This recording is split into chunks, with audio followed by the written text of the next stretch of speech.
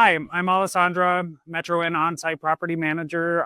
Today we are doing the garden bed build day, where we're putting together 14 raised garden beds for residents here. I was awarded $500 from the ACLU. I'm also a Smart Justice Fellow and we have a few justice impacted residents here. So that's why we're doing this project here for the residents. I'm also working with some other community organizations like Tangletown.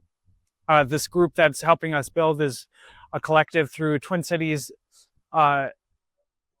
Collective and Longfellow Garden Group.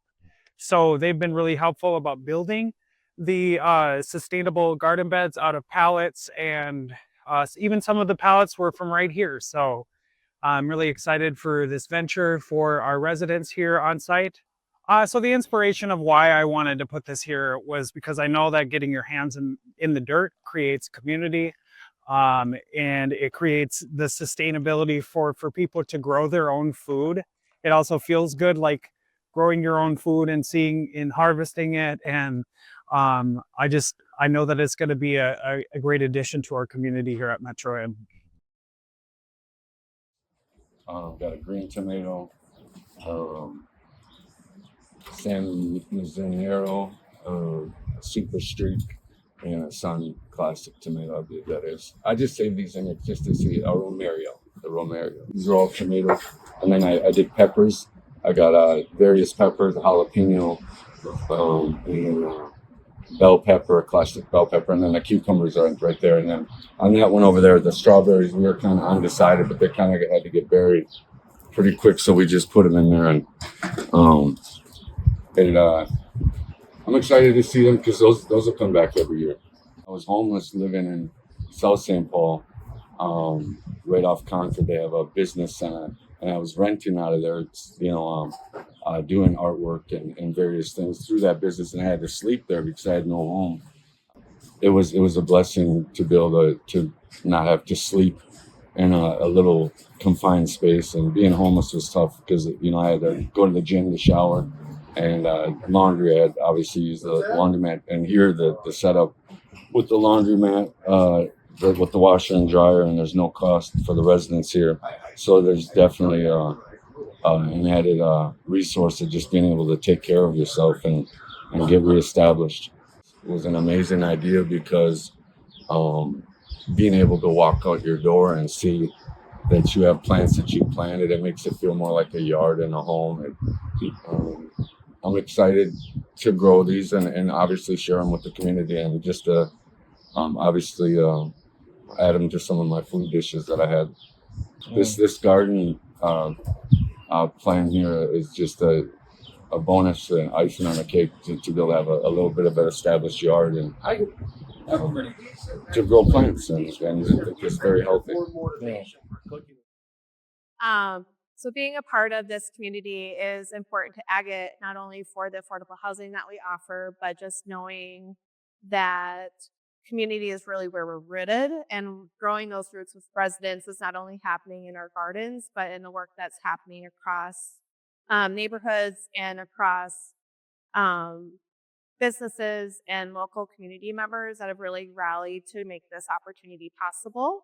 And so we are figuring out what growing our community looks like. And today, having a gathering really represented that growth for the Metro Inn.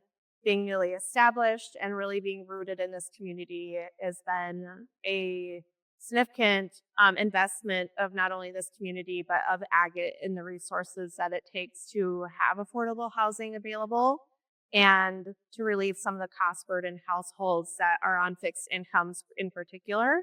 So we want to continue to see this effort flourish, and we know that we can't do that without the community that's behind the Metro Inn. Gardening is therapy, and I used to work on farms in Texas,